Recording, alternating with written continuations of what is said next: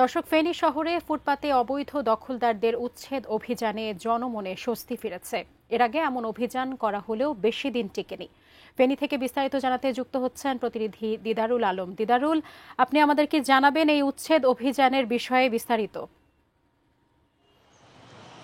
সাজি, আসলে আপনি যেমনটি বলছিলেন যে ফেনীর যে ফুটপাতগুলোতে অবৈধ দখলের যে বিষয়টি সেটি আসলে দীর্ঘদিন ধরেই কিন্তু এই অবৈধ ফুটপাত দখলের কারণে কিন্তু যানজট লেগে থাকতো এবং এই জেলা পুলিশ প্রশাসন থেকে এবং জেলা প্রশাসন থেকে বেশ কিছু উদ্যোগ গ্রহণ করা হলেও কিন্তু আসলে এগুলো বাস্তবায়ন সম্ভব হয়নি।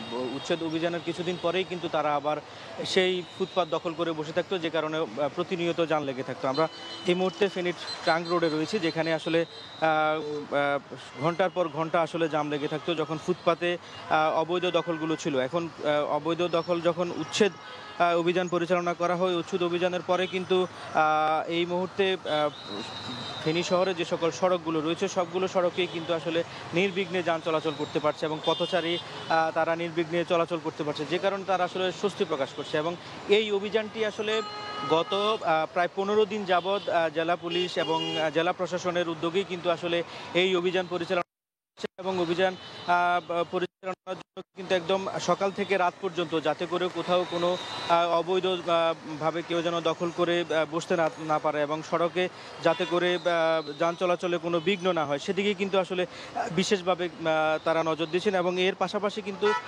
শহরে বেশ কিছু শপিং মল রয়েছে, যে শপিং মলগুলোতে আসলে পার্কিংয়ের ব্যবস্থা নেই, সে সকল ভবনগুলোতে কিন্তু আসলে অভিযান পরিচালনা করা হবে, যাতে করে সে সকল ভবনগুলোতে পার্কিংয়ের ব্যবস্থা করা হয়, সেদিকে তারা বিশেষ নজর দিবে বলে আমাদেরকে জানিয়েছেন। সাজিয়া।